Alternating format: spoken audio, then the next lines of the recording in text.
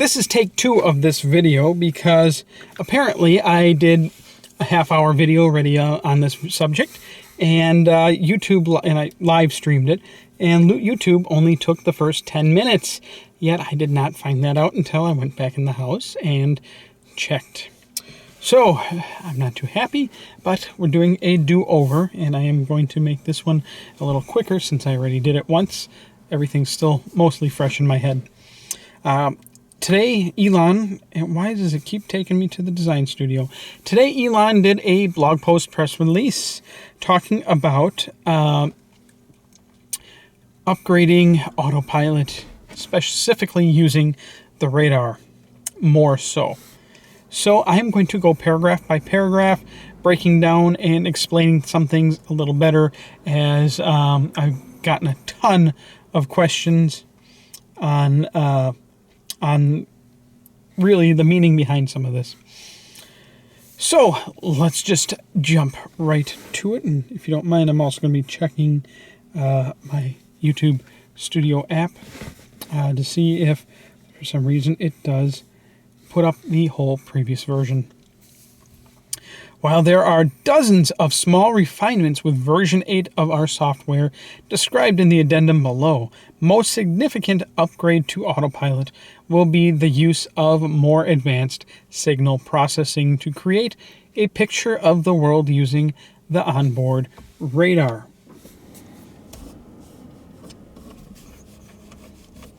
Get some air in here. The radar was added to all Tesla vehicles in October 2014 as part of the Autopilot hardware suite, but was only meant to be a supplementary sensor to the primary camera and image processing system.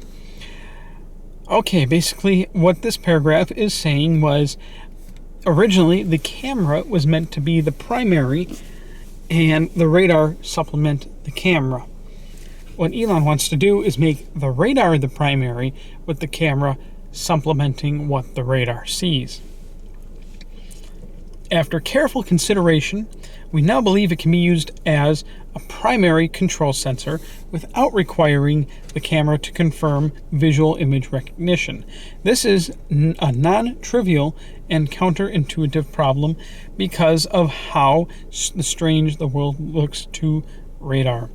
Photons of that wavelength travel easily through fog, dust, rain, and snow, but anything metallic looks like a mirror.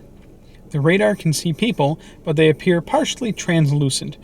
Something made of wood or painted plastic, though opaque to a person, is almost as transparent as glass to radar. Okay, breaking this down. Non-trivial and counterintuitive problem. It's a pain in the ass to pull this off. But then again, we got Elon Musk on the scene with his awesome Tesla team. So I think they can do it. Well, they already have. We got firmware 8 and 8.1 coming in a couple weeks. Photons of that wavelength travel easily through fog, dust, rain, and snow.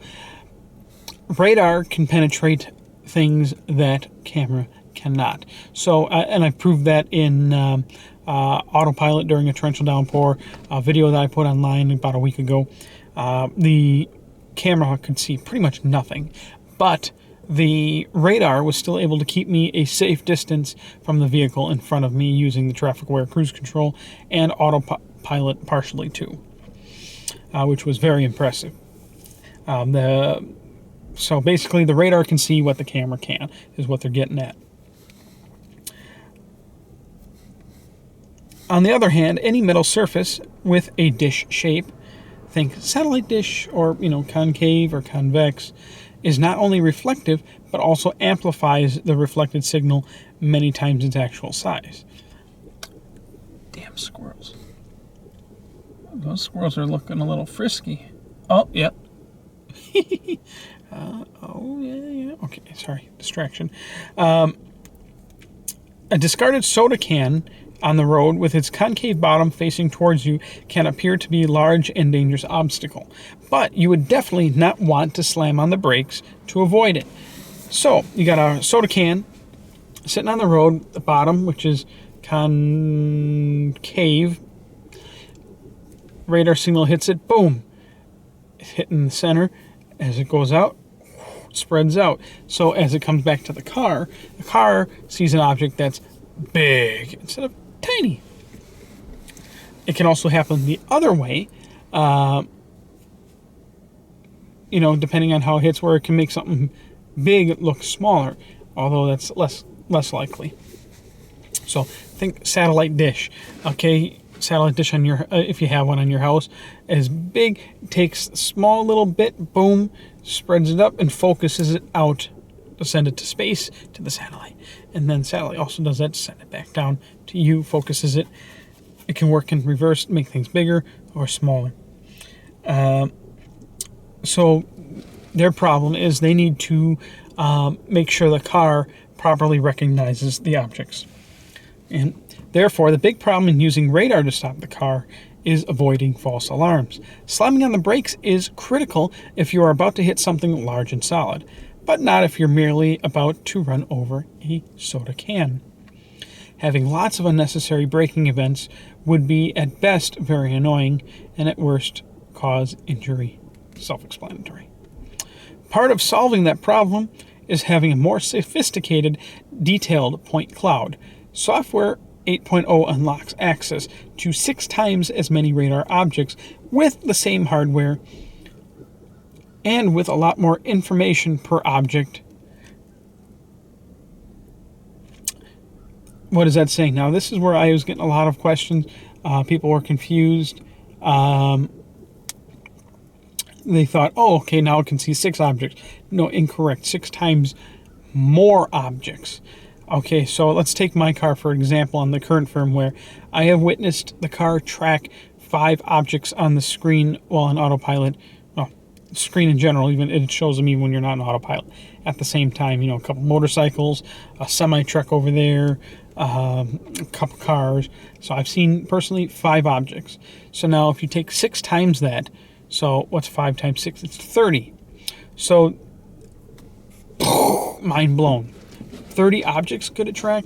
Maybe more. I mean, we don't know exactly how many objects the car can already track. I can only go based off of what I've already seen.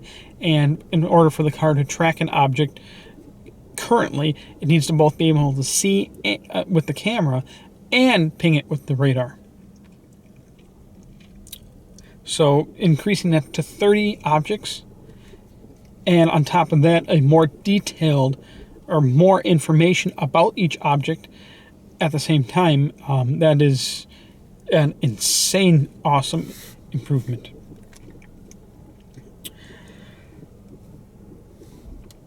The second part consists of assembling those radar snapshots, which take place every 1/10 of a second, into a 3D picture of the world.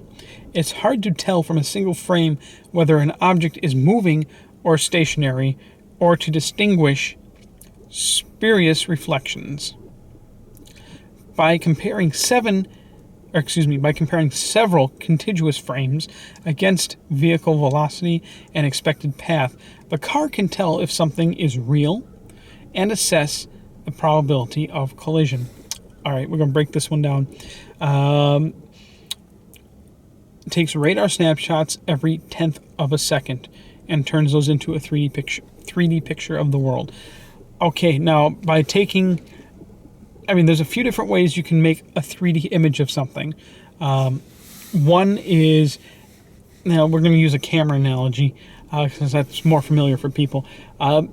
Stereoscopics. So, or think your eyes.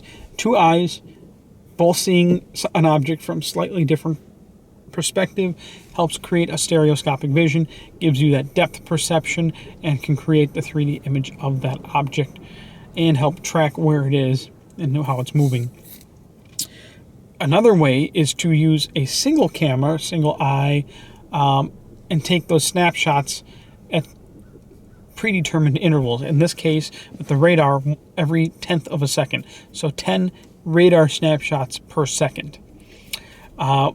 Now, if you add that into, now you take 10 radars, 2 frames. So each frame is a 1/10 of a second off. So for starters, the interval per frame, plus the speed of the vehicle, When you can add that together, that can also show you how fast an object you're tracking is going. Plus, also, you can determine the direction it's moving or if it's completely stationary.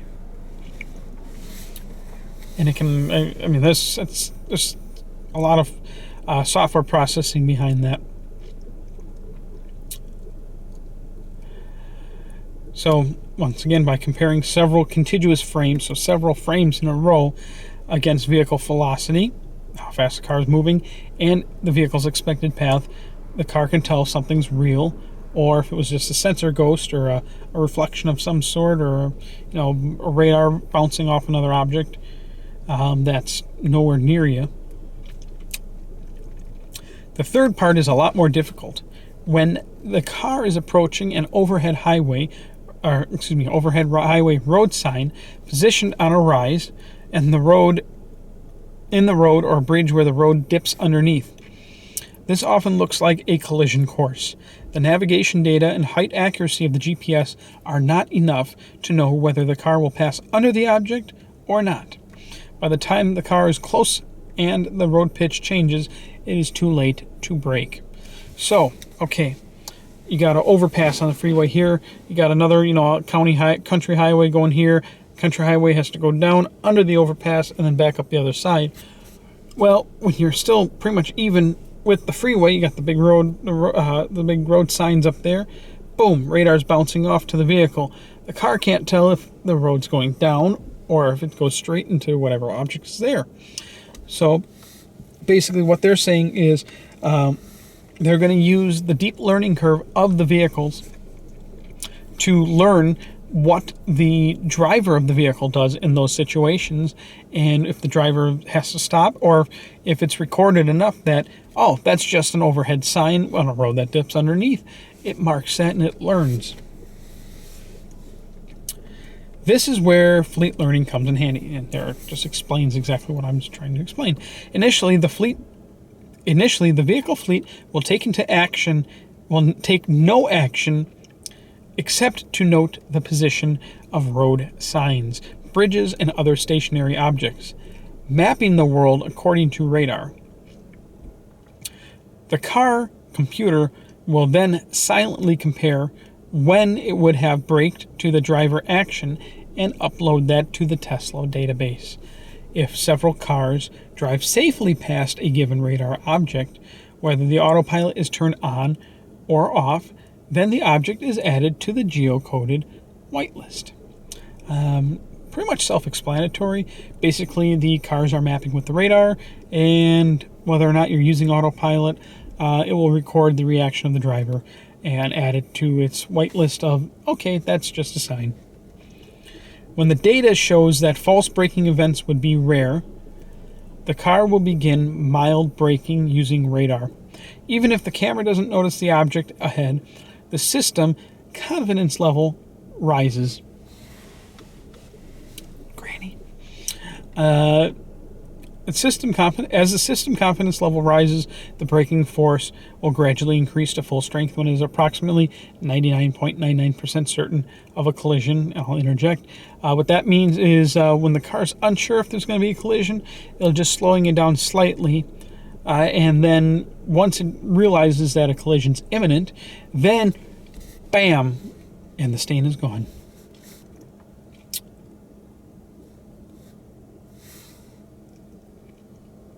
This may not always prevent collision entirely, but the impact speed will be dramatically reduced to the point where there'll be unlikely to be serious injuries to the vehicle occupants. So while they're flat out saying that we can't prevent everything, but we're going to try. And if we can't prevent the accident, we at least want to make sure you survive as unharmed as possible. The net effect of this, combined with the fact that the radar sees through most visual obfuscation, is that the car should almost always hit the brakes correctly, even if a UFO were to land on the freeway in zero visibility conditions. Taking this one step further, Tesla will also be able to bounce the radar signal underneath a vehicle in front. using radar pulse signature and photon time of light to distinguish the signal, and still brake even if when trailing a car that is opaque to both visual and radar. The car in front might hit the UFO in dense fog, but the Tesla will not. Basically, they're going to be able to bounce the radar in a way where it will be able to see ahead of whatever's in front of you. So if the car in front of you, if the Tesla can't see the car in front of you, it will still be able to see the object ahead of that. Whereas the car in front of you might hit the object, the Tesla will not. Using pulse signature and photon time of flight. Basically, think of it like time stamping a radar pulse. I'm trying to simplify this in a way. Time stamping a radar pulse in a method where, okay, pulse 1 goes out, pulse 2 goes out. Well, pulse 2 came back first, which might have bounced off the vehicle in front of you, and then pulse 1 returns after pulse 2. Well, then that means pulse 1 hit something that was further away, and it took longer for that pulse to return back to the car. The car can then mentally reorder those in the proper sequence to know where objects are in relation to the vehicle. That's it for the blog post. Additional Autopilot release notes: traffic-aware cruise control, braking max, ramp rate increased, and latency reduced by a factor of 5. Braking max ramp rate increased. That means the rate in which the car will go from 0 to maximum braking power has sped up. So it means it will go from 0 to, say, 100% braking force at a quicker pace once it begins braking. Latency reduced by a factor of 5. Latency would be the reaction speed, how quick it will react and brake. Now controls for 2 cars ahead using radar echo, improving cutout response and reaction time to otherwise invisible heavy braking events. I had a problem with this one the first time around. The way this is worded, I can't follow this at all. I'm sorry, I can't comment on that one. To me, it's making no real sense. Third, we'll take highway exit if indicator is on for firmware 8.0. So for firmware 8.0, you're coming up to a freeway exit, and your turn signal is on, going on that exit direction. The car will take that exit. Or if nav system is active on 8.1. So if your navigation has you routed to take a certain exit, the car will automatically take that exit for you. That is awesome.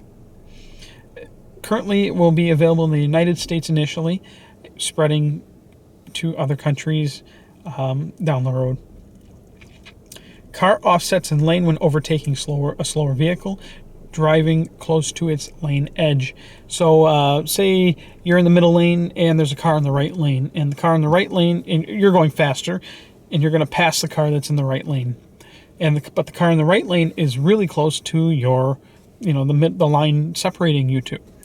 The Tesla will move slightly to the other side to give more space between you and the vehicle that you're passing.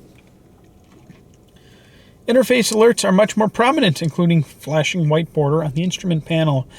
And this is because of those people who just refuse to respond and get in an accident because they didn't take control of the vehicle when the vehicle said so. So now there's going to be a flashing white border on your instrument screen to help alert you. Improved cut-in detection using blinker on vehicle ahead. So, cut-in detection where another vehicle will cuts in front of you. A lot of times they don't use their blinker, but for those times that the other car is using their turn signal blinker, the Tesla can now read that vehicle has a turn signal or blinker turned on, and will prepare for that vehicle to cut in front of you. So it will be, think of it as like the car reads that and the car automatically goes into like alert mode that, hey, something's going to happen, a vehicle's going to pull in front of us. Let's prepare. It's kind of like, I think, Spaceballs. Yeah, Elon loves Spaceballs. So, prepare for light speed. Why are we always preparing? Well, preparing can be good. This is one situation where being prepared is good, especially now that the car can anticipate that someone might not be paying as much attention and might cut in the lane so the car is ready to brake. Reduced likelihood of overtaking in the right lane in Europe. I can't explain that one. I'm not familiar with European roads at all. If they said China, I could help you with that. But sorry, can't help with that one. Improved auto lane change availability, meaning that I've run into this myself where, there's no one else around.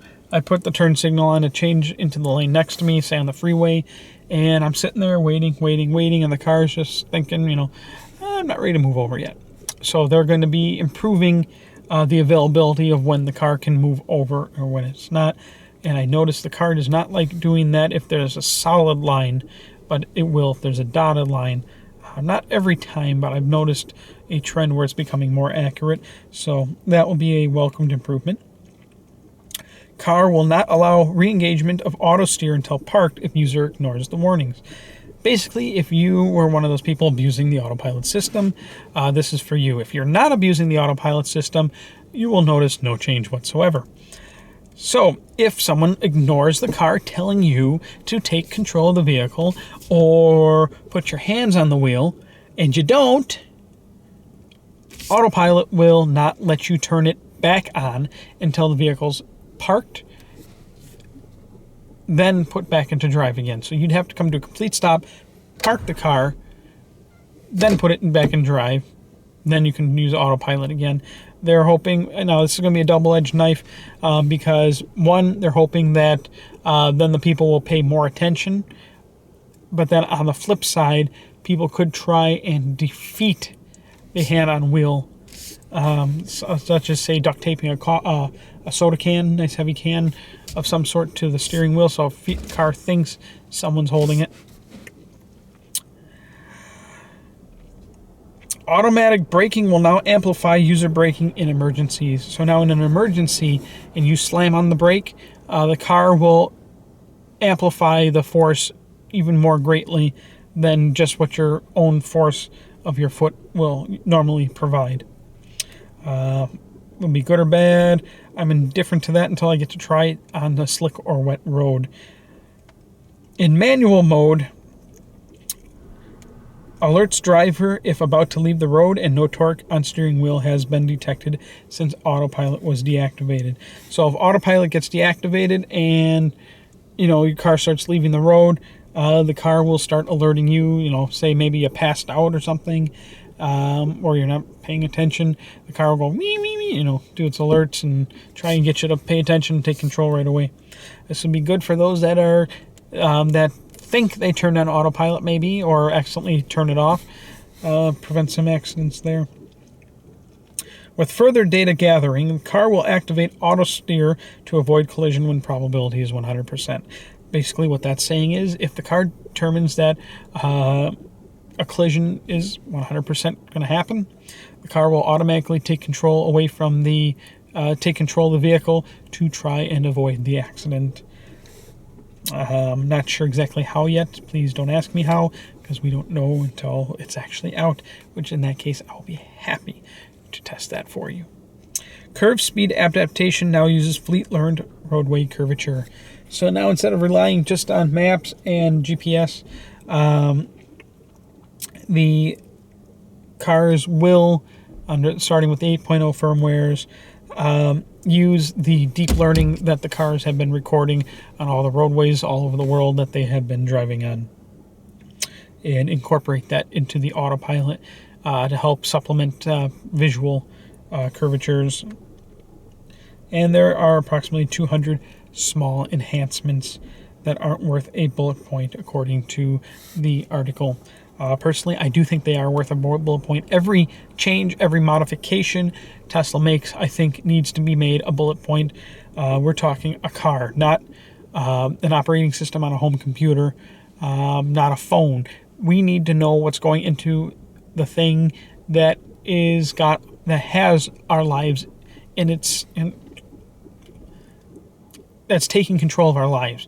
The car under autopilot, we have our lives in the car's hands, and I want to know what the heck's going on behind the scenes. So Tesla, please, change logs are good. please provide them to us. That is it. I did this one a little quicker than my first time around was much better, but unfortunately YouTube decided to only take the first 10 minutes, and even though it recorded all 40 minutes, or actually 30 minutes of it, it only actually kept the first 10 minutes. Everything else is a black window. So this is it. Questions, comments, please post below. I will do my best to answer any questions for you. My weekly update will probably be coming tomorrow. And please don't forget to thumbs up or like, share the video, and if you are not yet, please subscribe to my channel. That helps me make more videos for you. Much appreciated, and see you all in the next video.